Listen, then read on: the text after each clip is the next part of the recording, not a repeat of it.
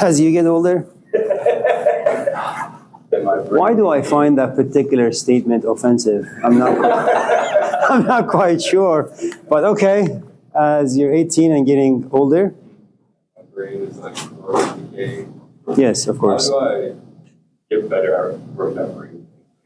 Because I feel like my entire life I've had a terrible memory. And so I feel like you have a good memory. Have a trick or something. Well, you know, your generation and I suppose my generation and some of the older folks in this room, very, very different. Life wasn't as fast, the speed of it. You know, there was basically no technology. You had to entertain yourself in the streets by collecting, I don't know, sticks.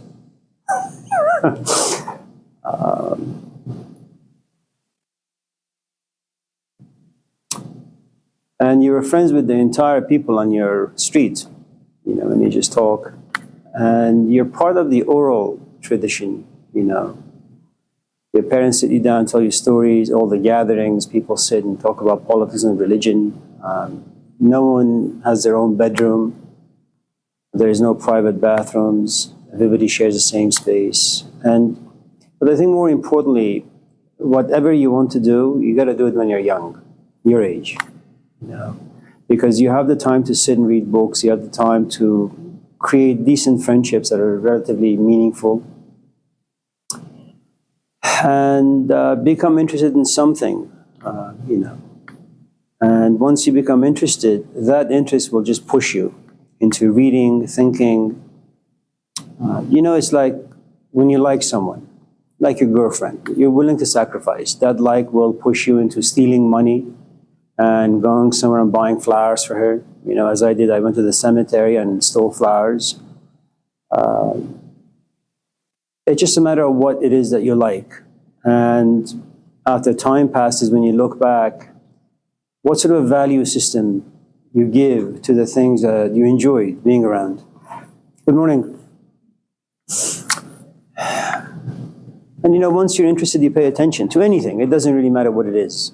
You know, if you like cooking, if you're interested in cooking, you begin to pay attention to all the people who come on Chopped and the way they cut things, the way they mix things. I mean, it just, by default, you're going to be carried by the interest itself to pay attention.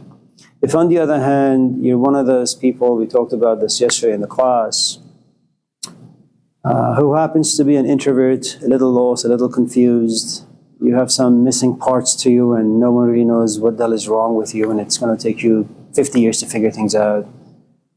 Or if you live in a culture that really doesn't give you much meaning, like much direction, everything has been lost or destroyed, religion is gone, parents are gone, a decent society in which you can live and kind of make friends is gone. So, hello, how are you?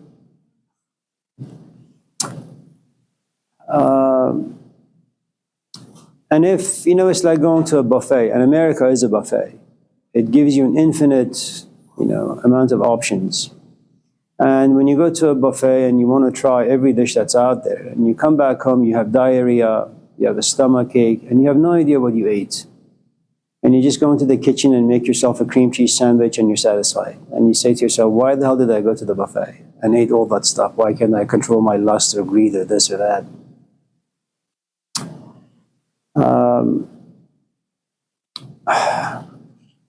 Given the fact that you're young and there are lots of things out there that can capture your interest, given the fact that America just contains a good amount of trash, given the fact that this is a very, very young culture, and for the most part, everything has been destroyed, which means that you have to figure things out on your own.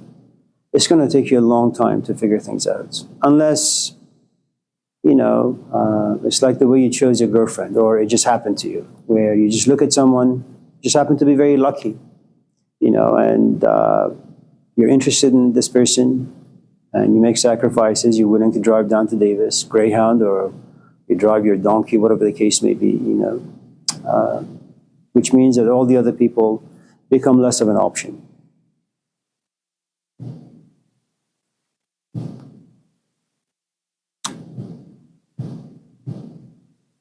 since you're young and you have no choice but to waste time in life, my recommendation would be just go out there and try different classes with different instructors and just see what the best fit is for you.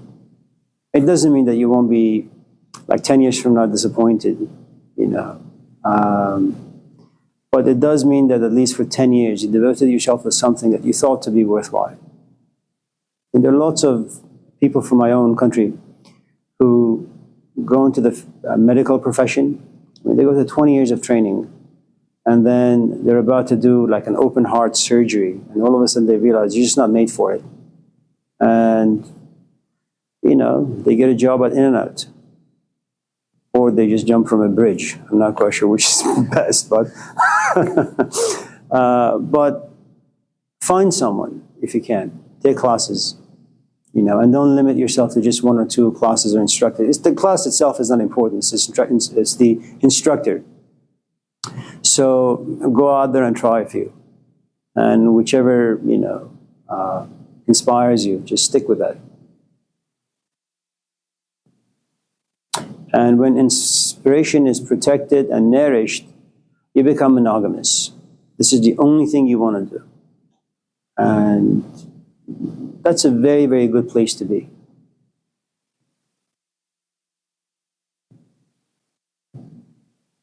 Oh, you asked about memory. There was a guy, my brother really liked him. He was this 25, 30-year-old kid. And he would come on TV telling the rest of us what to do to like remember things. You know, he's now serving time in prison, of course. But it didn't work. My brother is quite dumb. I'm just joking, he's actually not. Just a nice thing to say about your little brother. Good luck.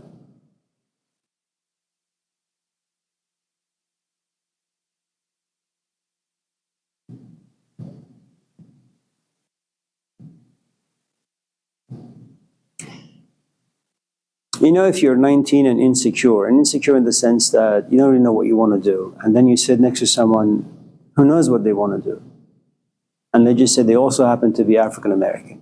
I'm just going to add that in there. Out of nowhere, you begin to have envy. You begin to be jealous. You begin to be frustrated, anxious, even angry. And then you begin to compete. And that's what, to some extent, envy and jealousy, all those things do to you. Because you're insecure and the other person sitting next to you, he pretends to know it all, and you become jealous of him or her. You begin to compete. And so what you want to do is you assume that your brain chemistry, temperamentally, historically, that your life matches his. And therefore you have the potential to be like him, when in fact that's, for the most part, not true. You know, all you have is just envy. You see someone who is a bit more proficient in certain things than you are. And I say that only because I was envious of my own brother for many, many, many, many years. I mean, he was 10 when we left for India. I was 11. He would wake up at 3 in the morning, light a candle, and study. I don't understand that. I never did. I still don't. You know, even when now sometimes I used to have office mates, and we used to like sometimes engage in political conversation, and they would say, Amir, I need to like prep for my class. What do you mean prep for your class? I need to get ready for my class. Why? That's what I do. Well, haven't you been teaching like for 20 years? Yeah. Well, after 20 years, you should be a good cook. You know, cooking ideas. You know, you just go to the classroom, it's like mystery baskets unchopped. People just throw things at you and you just cook them. He says, no, that's not the way I do it, you know.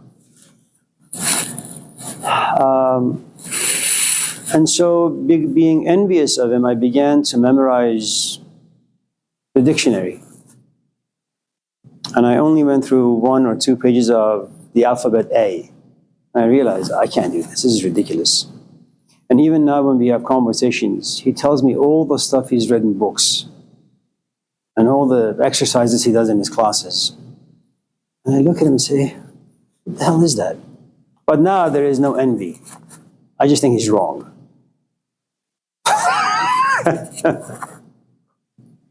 So, yeah. Storytellers are paid or more.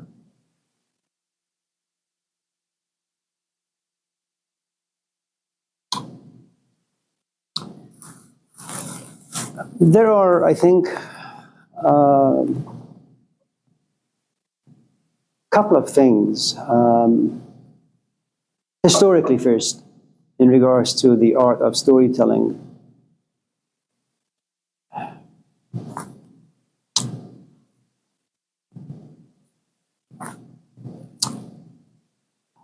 oral traditions are interesting. They hold interesting spaces. This is before writing was invented in Egypt. So what you have is, for example, every night people gather and they sit around the fire. And there is a guy with a turban and a robe and a beard. Okay? And he stands and he tells stories.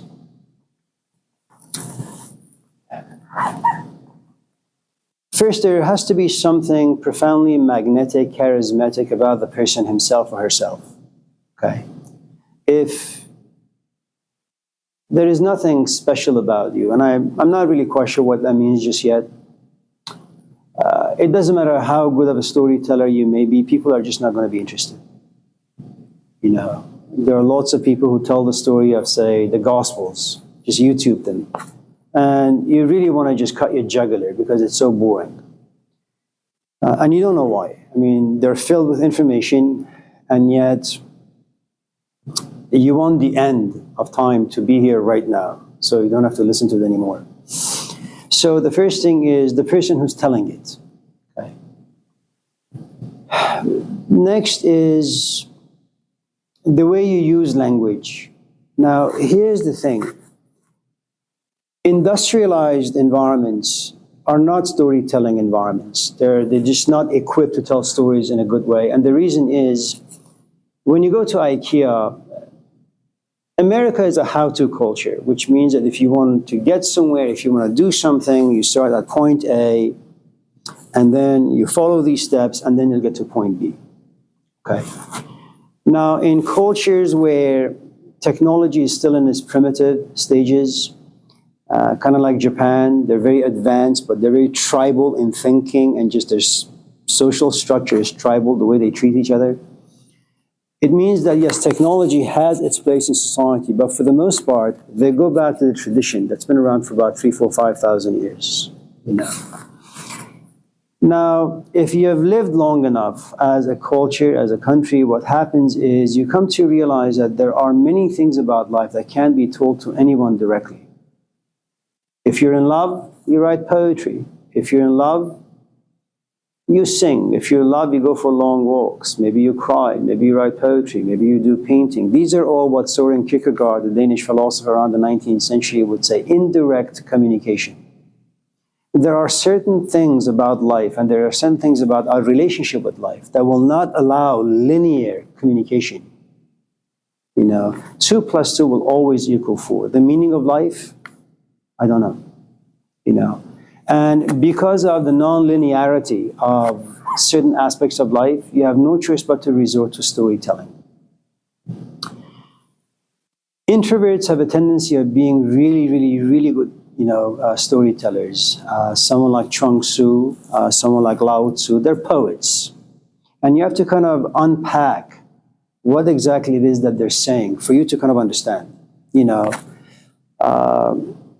If you look at, for example, Westerners and their idea of how you can escape from certain miseries of life, it's a how-to. If you look at the book of Ecclesiastes, for example, it just tells you life is about seasons. There is a season where you have no choice but to be broken and be sad, and once the season passes, you have no choice but to blossom and be joyous. And then you ask, well, how does one make sure that the season of depression goes by very quickly? And then your culture will create someone like Jordan Peterson who will tell you exactly how things are going to happen. And the truth is, no one knows. And so in culture such as this, driven by technology, driven by speed, what you realize is that people don't really have the patience, the mental capacity, or the creativity to sit down and unpack a story. Whereas that's not the case in Asia, in Near East, in the Middle East.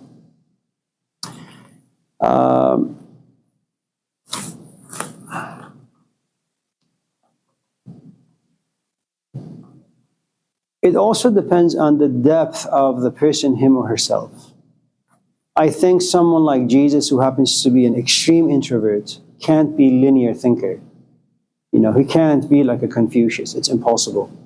Even though Confucius himself is a great storyteller. I think introverts, to some extent, are a mystery to themselves, and the only way they can kind of unpack who and what they are is through stories.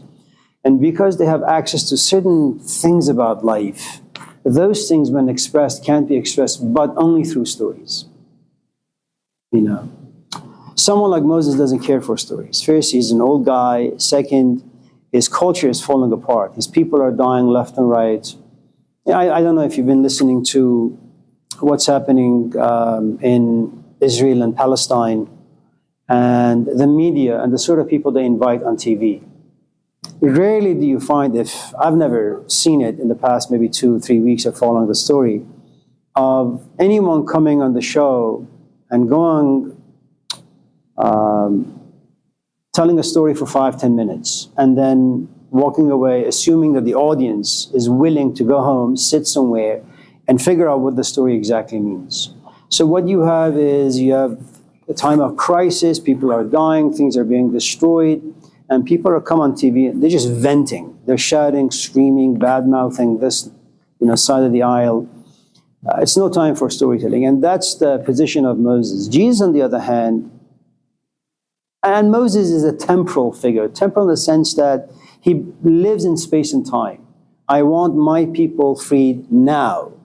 I want the promised land now. Jesus, on the other hand, is very much like Lao Tzu. It is true that you are in a relationship. It is true that it's not going to work out. It is true that you're going to walk away after some period where you recover. But if you walk into another relationship being the same person that you are, you're still going to find yourself in another horrible relationship. And that's one of the things that introverts or people who are really, really good storytellers do, that their stories don't belong to space and time. They themselves don't belong to space and time. In other words, they're not seasonal creatures. What like Lao Tzu or what like Jesus do for you is that they say, listen, you got to get something straight about yourself. You got to get certain things right about yourself before you can enter a relationship. So if someone like someone like Confucius goes to Lao Tzu and says, I want to fix China, he says, no, China, the politics is not the problem.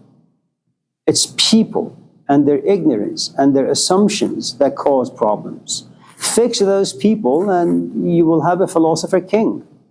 And he will not do injustice to anyone. No cruelty you will ever see. And the introverts, the good storytellers, create this really, really difficult problems for us, that they want to push us towards a realm that no thing can touch or no thing should touch. If, for example, you go to Jesus and say, my wife is, nuts and I want to leave her, okay? He's going to probably force you to examine forgiveness, compassion, ignorance, cruelty, injustice, why human beings are the way they are. It's something that Freud does as well. And I think he's a good 20th century prophet, if you want to think of him as that. He says, look, there's a part of you that just seeks pleasure, has no time to sit around, wants it right now. And the truth is, it's true for all of us, at all times. And you don't have to be two, to kind of experience that. There is a part to us that demands perfection. That's the superego. Why it's there, who the hell knows? You want the best politicians on board. You want the best classes. You want the best books. You want the best companion. You want the best job. Okay? And then there is this part of you that just sits in the middle.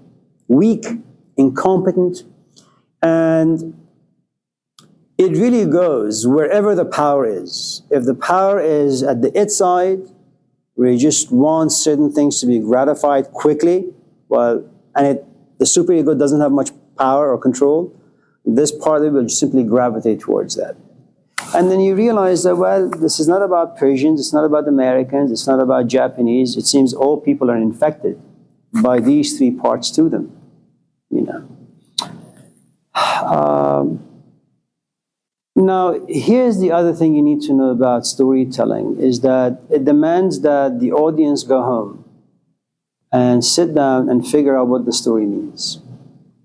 And that's assuming and giving credit to your audience, that in fact they are interested, first of all, to come to your lecture, second, to listen attentively, third, as Devianta would say, have the mental capacity to remember exactly what the story is, then go home, write the story down, or, you know, just bring it to the surface of your awareness, and then begin to kind of look at the various layers and see what they mean. And then ask yourself, well, what do they mean to you? What do they mean for your life? What do they mean to your society? And it's too much. And storytellers never do good by anyone. First, because they assume that people, in fact, are willing to do that when in fact they're not. People enjoy being told what to do. It's something that Eric Fromm talked about for many, many, many years, that despite all of our bumper sticker broadcasting of I want freedom, I'm independent, I'm autonomous, the truth is none of us in this class desire to be free. You know, we want to be told what to do, when to do it, how to do it. And you can take a very, very simple example, like putting together a bookcase, you know, especially if it happens to be your first one. Well, you have the freedom to just wing it and see where it goes, you know, but the truth is you take out the pamphlet and you go step by step. You want to be told how this thing can come to be put together. And I think it's a good thing. It's not a bad thing. I mean, you have 5,000 years of culture. You know, it tells you a good amount of narratives about sadness, about betrayals, about this, about that, and just the complexities of life. And it'd be foolish of you to just dismiss all of that and say, I'm trashing everything, I'm just going to go out there and figure things out on my own. Well, why would we want to do that? If you have a culture that has given birth to all these stories, well, use them as a crutch until you can stand on your own 2 feet. But for that to happen, you need to understand the stories, unpack them, experiment them in your own life to see what stuff is good, what stuff is trash, and keep the things that are good, refine them, revise them, that can fit your own time, you know, your own temperament, and then go about your business.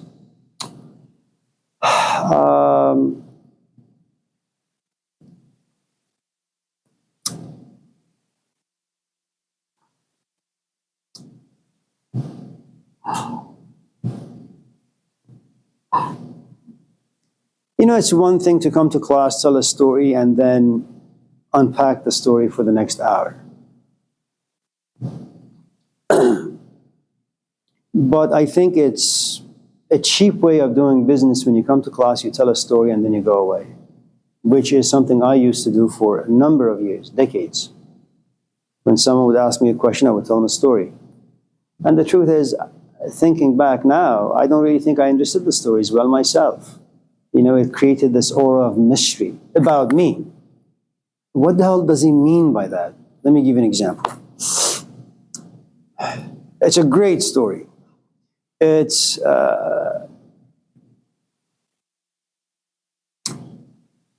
one day a man looks at his wife and says, I want some kebabs.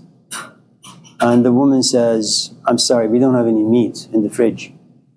Go get some meat, I'll make you kebab. Okay.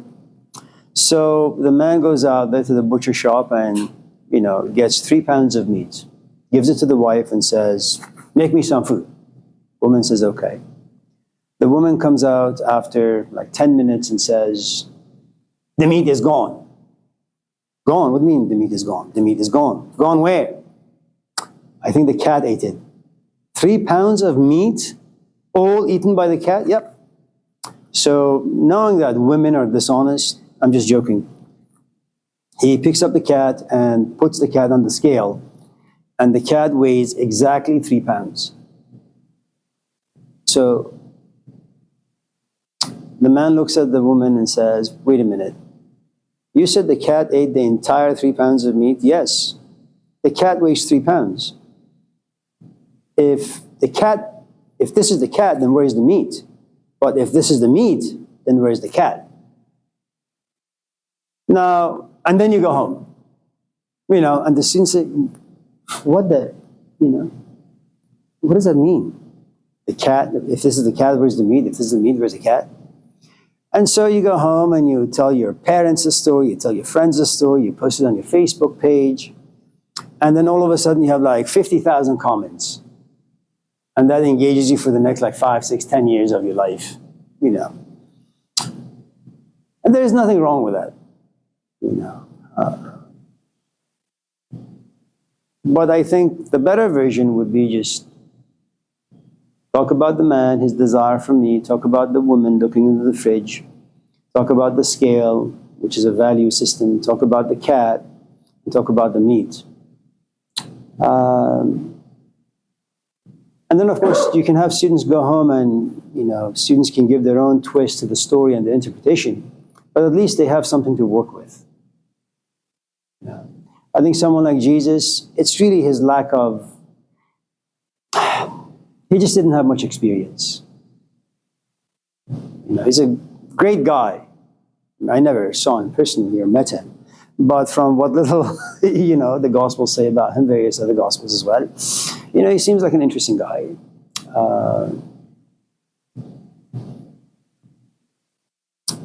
But I also think that maybe there is something about telling a story and then walking away and letting those who are interested, only those who are interested, to kind of figure out what the story means. It's like, here's my phone number. Text me, call me if you want. I'm not going to harass you, I'm not going to pursue you, I'm not going to stalk you. You have the information. If you're interested, call me. And I think what you have in the case of someone like Jesus Lao Tzu, you have a guy who's very charismatic and magnetic. He tells his story and says, I really don't want trashy people to call me and waste my time. I'm just going to wait in my tent and just wait and wait until there is a knock. And then this person is going to come in and say, I've been thinking about the story for the past 6 months, every single day, and I don't get it. Can you explain it to me? What you now have is really a worthy seeker, a worthy questioner, as opposed to someone who just moved into curiosity, doesn't really know how to appreciate or protect anything that's valuable inside them. Consider for a moment the story of the 3 temptations in the Gospels. I think it's Matthew and Luke. Their version is a little different, but basically the same. And it's a nice story. Where Satan goes to Jesus and says, listen, you want to inspire people? You want them to follow you? And Jesus says, yes, I want them to follow me. I want to make their lives better. He says, okay, I'll help you. This is Palestine. There are deserts and mountains everywhere, filled with sand and rocks. People are starving. Turn them into breads. And when people see that with such ease you can transform a useless rock into something that nourishes them, bread, they will follow you. Imagine if I was to come to class, raise my arm, and then all of a sudden produce donuts. We would have a line, all desiring to come to this class because the word has gone around. And Jesus says no. But consider for a moment, why are people taking classes? Well, because they want to have a house, they want to have shelter, they want to have food, they want to have medical care, just in case they need it. Bread is enormously important to them. If I ask you, why don't you come to class more often? You say, I can't, I need to pay rent. And you realize the main obstacle, at least one of the main obstacles, that people at times just are not interested in perhaps abstract thinking, philosophical, religious thinking, is because life for them is just busy. I mean, you get up at 6, you take a shower, you go to work, and you get exploited. Your soul is just yanked out of you, and you're just wasting away at Home Depot or any kind of a job, doesn't really matter, for the next like 7, 8, 9, 10 hours. And then you come home, and you want to sit and have a nice conversation with a companion, or you want to sit and read a good book, or you want to sit and write, or you want to just sit and just, I don't know, as people say, have your Zen moment. And you realize your body is just exhausted. Your mind has turned into mush because of just daily engagement with useless things, important but useless. And you say to yourself, well, why wouldn't Jesus do this for people? You want people to follow you. Perform a magic trick. Let them see you. Let them see that you're very, very different from all the other human beings out there. Ease their life. Make sure that they never have to worry about food, about shelter, about clothing. Money is a huge thing in people's lives, and ought to be. Without it, you can't survive. You need power.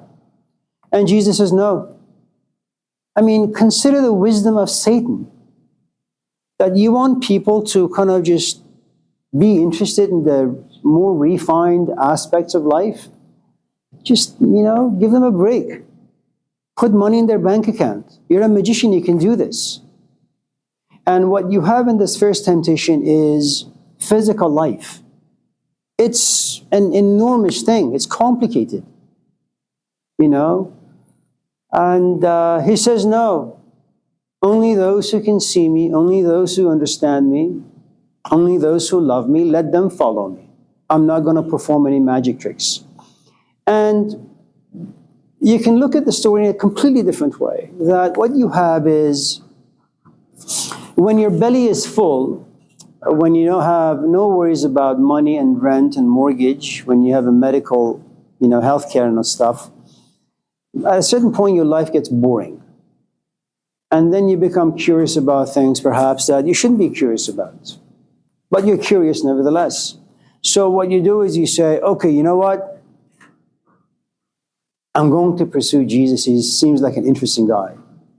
But you're not pursuing him for the right reasons. You're just bored silly. It's like a man or a woman, they're not ready for a relationship. They're just bored silly, and they're lonely, and they're sad, and they know they can't be in a relationship because of their past, maybe time management, whatever the case may be, but they still get involved. The other person doesn't know, and the other person invests the entire being into this relationship only to realize a week or two later that he or she wasn't really there in the first place. And that's something that Jesus doesn't want. He doesn't just want idiots to follow him. So what you have in the first temptation is, I suppose, from one perspective, it's good to give people the basic needs so they can have some free space mentally, emotionally, physically, so they can kind of sit and read a book. The other aspect is, once you give them all the stuff, then there is really no real struggle. People need to come to their own understanding that, yes, I have the job, yes, I have the degrees, yes, I have the companion, and none of them satisfy me. What now? And what you have now is either your quarter-life crisis or your midlife crisis, where you've accumulated all this wealth, physical wealth, emotional wealth, intellectual wealth, only to realize they're no good. And now you begin to quest. Now, it doesn't mean you're going to stay on the quest. It just means that you've come to realize certain things about your past no longer are interesting. And this is where you get to the second temptation, where Satan goes to him and says, okay, since you're not interested in helping people on a physical level, at least help people on a psychological level. Now,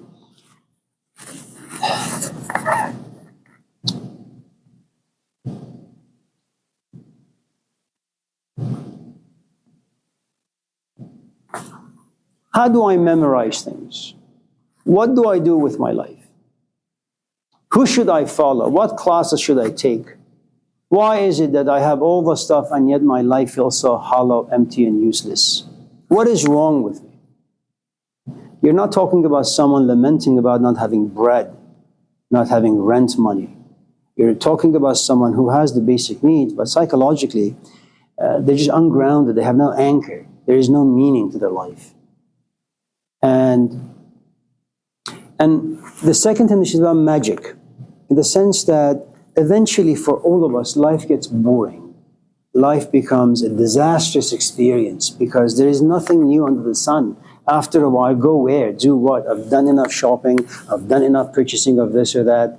There is nowhere to go, nothing to do. And Satan goes to Jesus and says, listen, since you know eventually all people are going to experience dissatisfaction about everything, be a prophet, be a magician, jump from this building. And as people are gasping because they know exactly what's going to happen to your flesh, you're going to die, all of a sudden from nowhere, two angels will appear and grab you and protect you. And then people will truly realize that you are a man of God, or at least you have something about you that's so different. And again, he says no.